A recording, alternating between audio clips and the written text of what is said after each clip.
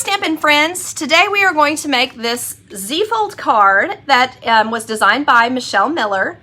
It has both a inside and outside piece. We'll use little strips of all of the 6 matching greens that come with this, that are in this particular Forever Fern cardstock pack.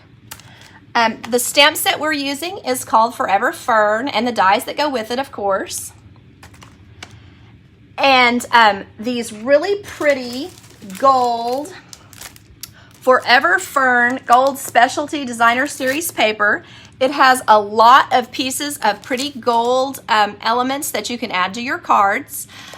You can use a variety of different ones. You can see I used one out of here. It has a really nice big piece, and then some wreath and some medallions. So it is a lot of fun, and you get a ton of pieces for the in the pack. So the first thing we're going to do is use our Mono Multi green capped glue, and we're going to put the glue all over our piece of Whisper White cardstock, and then we're ready to put our strips on there. This paper is actually not really very standard in size. It is 4 5/8 by 3 1/4. So these pieces, oops, I set that in that. These pieces are then 4 5/8 long, about a half long, and by 3 1/4. So I'll have to do a little bit of trimming when I'm finished. The deal is we just want to be able to get it glued to our gold piece here. So just stick this down. And then it doesn't really matter what order that you go in. It just kind of needs to be what you think would look pretty. Or if there's a particular color that you don't like, maybe put it on the edge because it won't be as noticeable. Just kind of imagine which one you want to be the most prominent, and I'd put that one in the middle. So the colors in this are Mint Macaron, Pretty Peacock, Garden, pretty much if we have a green, it's in it. Garden Green, and they say Pear Pizzazz, but I noticed this piece of paper here, it looks to me like that's, I mean, maybe it's just me, but it looks to me like that is an old olive in there. So lots of choices on that.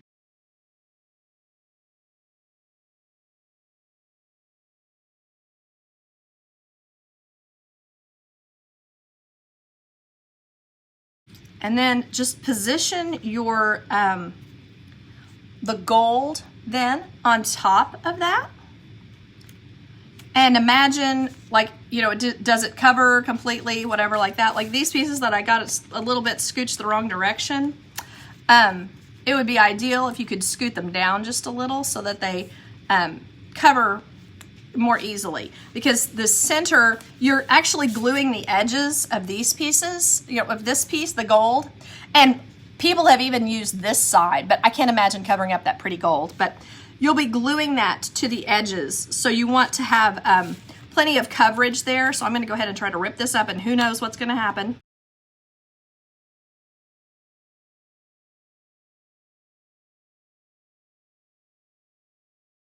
And then if you should happen to get any glue on this, you'll want to rub that off with either your finger or your adhesive eraser before you stick this down, because it'll be really hard to get anything off of the inside once you're finished. So.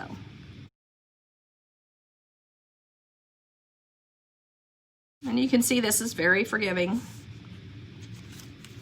Okay, so now that I have that, for my little paper cutter, I definitely wanted to cut this top edge off, because you can see that's why I gave you 7 pieces, so that you could easily get that off when the time comes. Let's scooch that back just a little. There. So then I'm just going to go lightly around the edge. Now this would be a time that you might want to consider using a toothpick or like a really tiny, something to get just a really tiny bead of glue only around the edge. Now some of the edges have actually more space to work with. Like this one that I had, it has a larger edge, so that'll depend on which one you ended up with. Let's scooch that back. All right, so when it gets to that point, you want to just scooch this, get as much coverage as you can. So there we go on that. All set. Then we are ready to start with our card base. Go ahead and fold it, and even though it's already scored, you want to be sure that you have your card neatly laid out on there, and that, because sometimes even though it's scored, you can still skew it to the side so that it doesn't lay neatly. So you want to work on that. Okay, so then when you're finished with that, you want to add, and then plan to put this here. So that will be pretty simple to add. I'm gonna put it right there like that. I like to use this tear tape when we have the new Stampin' Seal Plus. I think that might be the better use for it. But there we go. It just has a lot of pressure, I guess you would say, on it. So then, while your card is folded, just try to center it as best you can. Now it will be further from the top and the bottom than it is from the sides. That's just the way that the dimensions of this little square thing or rectangle thing. So then stick it down, and after you've done that, we have these little circles. So I have chosen to use for this the Pretty Peacock ink because I think it has a nice contrast. And the stamp I'm using is To a Friend That Makes Me Smile. I'm just gonna stamp that right on there, straight as it feels like I can. So that turned out really well. So, To a Friend That Makes Me Smile. Then I'm gonna use one of the mint macaron background pieces, and I'm just gonna put it right on here. Maybe use a glue dot to stick it down in a couple of places, and you probably want to put one at the top so that it doesn't get carried away and get flopped off the card. And then you want to put one, I would put one down at the bottom just so that it stays neatly somewhere. We're going to cover that up with our sentiment, so that won't matter as much. So I'm just going to use just some regular snail on that, just to put right on the corner.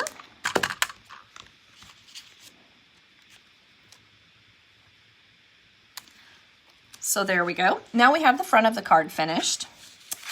And for the inside, we're just going to put our piece of cardstock on the inside, just like you would normally, center it as best you can.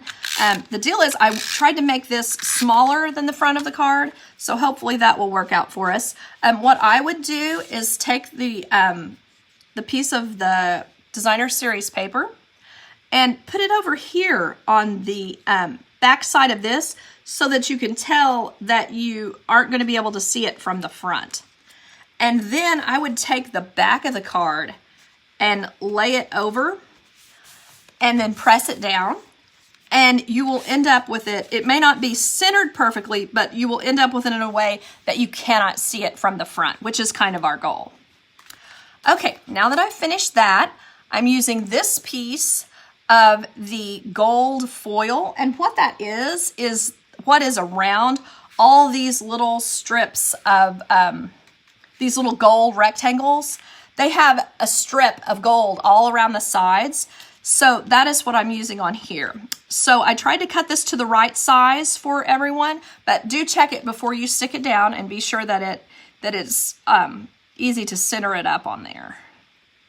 You don't want to have any glue oozing out on this one, so you need to kind of be careful. And then the main goal on this is just to get it straight from side to side. Okay, that. And then on the inside, my idea was just that you would put it here and have it so you would have a place to sign. So you can use snail or the mono multi glue, just whichever, and just put it wherever it makes sense to you. And then we have our Whisper White crinkled taffeta ribbon. It's pretty thin, but it makes a nice bow. So just tie it like your shoelaces, and then even up your edges, even up the loops. And when you get it like you want it, just put your glue dot down, take your little gold branch and add it here, and then add your bow. May need to kind of squish the glue dot so that it doesn't hang out too much. So once you've done that, you just need to even up the ends of your bow. Probably don't want them hanging out of your card, so that's probably the easiest way to imagine what length you want them to be. Just don't have it coming out of your card. There we are. So now we have that done. And you should have some of these little green guys. This is called the Flowers for Every Season Gems. And they have both clear and green in them. So I'm just going to put a couple on here, maybe right there. And maybe right there. Oh, that's a big glob of glue. So I think I will put a small. Oh, and it's stuck to my fingers. There we are. And maybe one of these white ones here. Or clear ones.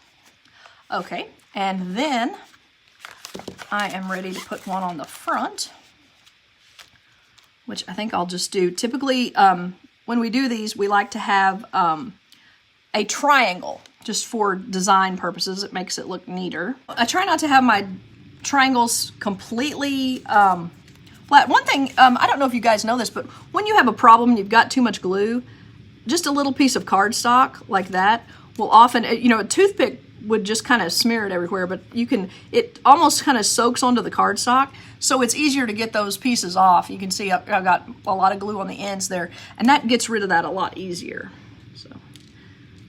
So then I'm going to put my little tweezers. Might even be easier for me than this. Usually I don't have that much trouble with these, but today I seem kind of fumbly. Okay, there we are. And then one on the clear one. And then a tiny green one over here.